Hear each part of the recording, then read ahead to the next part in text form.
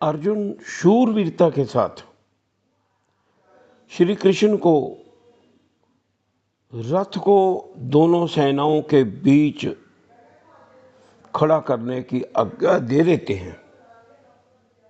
भगवान भी दोनों सेनाओं के बीच में रथ को खड़ा करके अर्जुन को कुरुवंशियों को देखने के लिए कहते हैं। भगवान चाहते हैं कि वो अच्छी भांति भली भांति देख ले कि उसको किन किन से युद्ध करना है।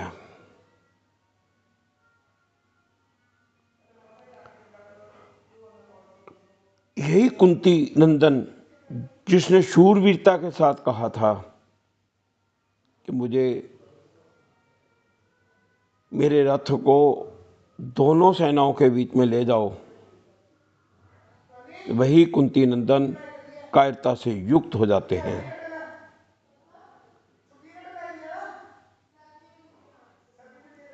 वो देखते हैं कि मुझे तो पितामह से युद्ध करना है, गुरु से युद्ध करना है, अपने सगे संबंधियों के साथ युद्ध करना है। मन में विचार आता है कि चाहे इस पक्ष के लोग मरे चाहे उस पक्ष के लोग मरेंगे तो नुकसान तो हमारा ही होगा, हमारा तो कुल नष्ट हो जाएगा, हमारे ही संबंधी मारे जाएंगे।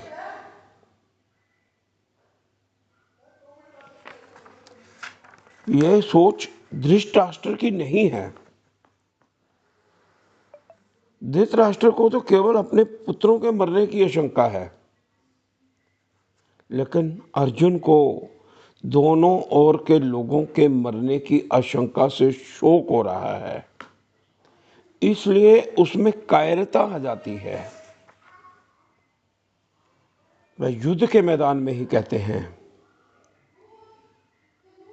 कि दुर्योधन ने हमारा नाश करने के लिए आज तक कई तरह के षड्यंत्र रचे हैं,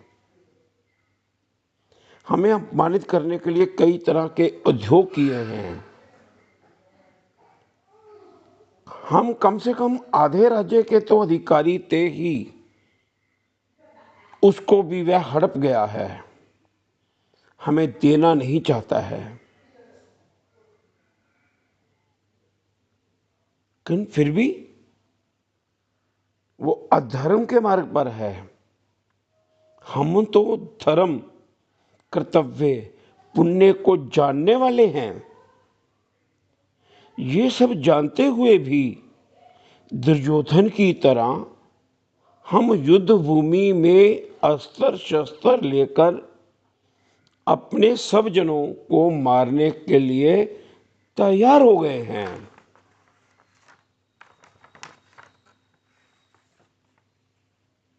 और ये देखिए, ये जो अर्जुन के दुर्योधन के साथ युद्ध करने के लिए उसका साथ दे रहे हैं, उसके प्रिय मित्र हैं,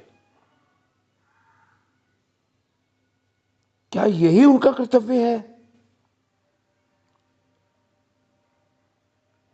उनका कर्तव्य तो ये होना चाहिए कि ऐसा काम करें, ऐसी बात दुर्योधन को बताएं, अपने मित्र को बताएं, जिससे उसका लोक परलोक में हित हो। परंतु ये राजा लोग दुर्योधन की दुष्ट बुद्धि को शुद्ध ना करके उल्टे उसको बढ़ाना चाहते हैं। दुर्योधन से युद्ध कराकर युद्ध में उनकी सहायता करके उसका पतन ही कराना चाहते हैं। ऐसे मित्र मित्र नहीं हो सकते हैं।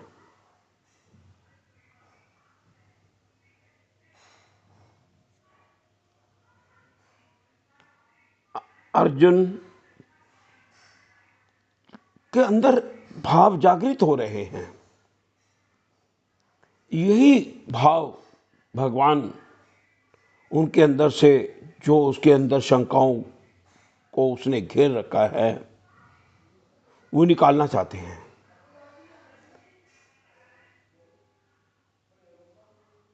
और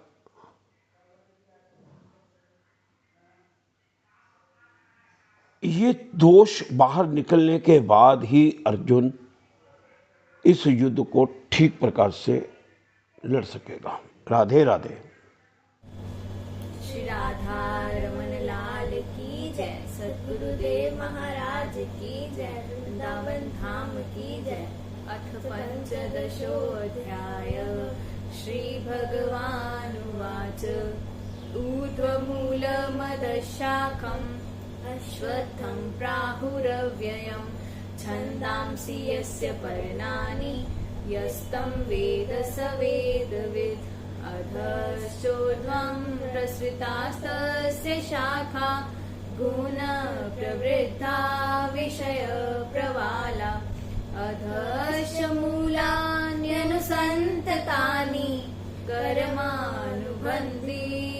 मनुष्यलोके नारूपमस्येतथोपलभ्यते नान्तो न चादिर्न च सम्प्रतिष्ठा अश्वत्थमेनं सुविरूढमूलम् असङ्गशस्त्रेण दृढेन छित्त्वा ततः पदं तत्परिमार्गितव्यम् यस्मिन् गता न निवर्तन्ति भूय तमेव चाद्यं पुरुषं प्रपद्ये यत प्रवृत्ति प्रसृता पुराणी निर्मानमोहाजितसङ्गदोषा अध्यात्मनित्या विनिवृत्तकामा द्वन्द्वैर्विमुक्ता सुखदुःखसङ्गे गच्छन्त्यमूढा पदमव्ययं तत् न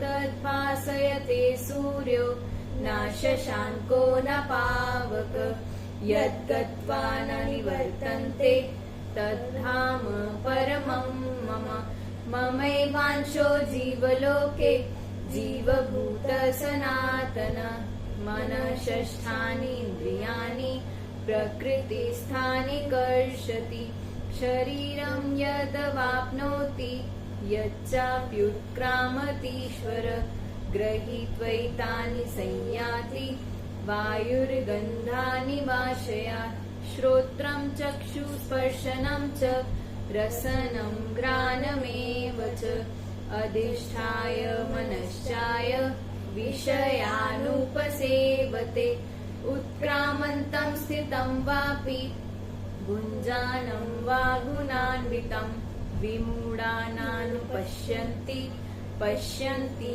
ज्ञानचक्षुष यतन्तो योगिनश्चैनं पश्यन्त्यात्मनवस्थितं यतन्तोऽप्यकृतात्मानो नैनं पश्यन्त्यचेतस यदादित्यगतं तेजो जगद्भासयतेऽखिलं यच्चन्द्रमसि यच्चाग्रो तत्तेजो विधिमामक गामाविश्य च भूतानि धारयाम्यहमोजसा पुष्णामि चौषधी सर्वा सोमो भूत्वा रसात्मक अहं वैश्वानरो भूत्वा प्राणिनां देहमाश्रित प्राणापानसमायुक्त पचाम्यन्नं चतुर्विधं सर्वस्य चाहं हृदि सन्निविष्टो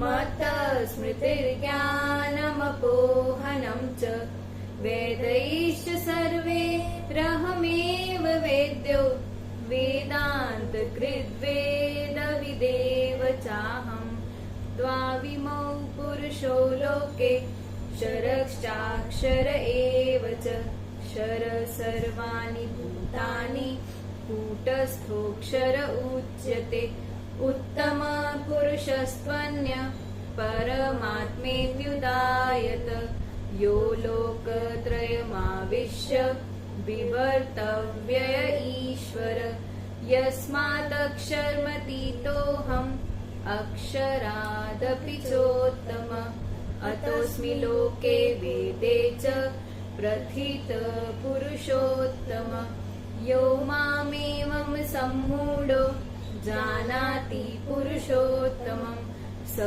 सर्वविद् भजति मां सर्वभावेन भारत। इति गुह्यतमं शास्त्रम् इदं मुक्तं मया नघ। एतद्बुद्ध्वा बुद्धिमान् स्यात् कृतकृत्यश्च भारत।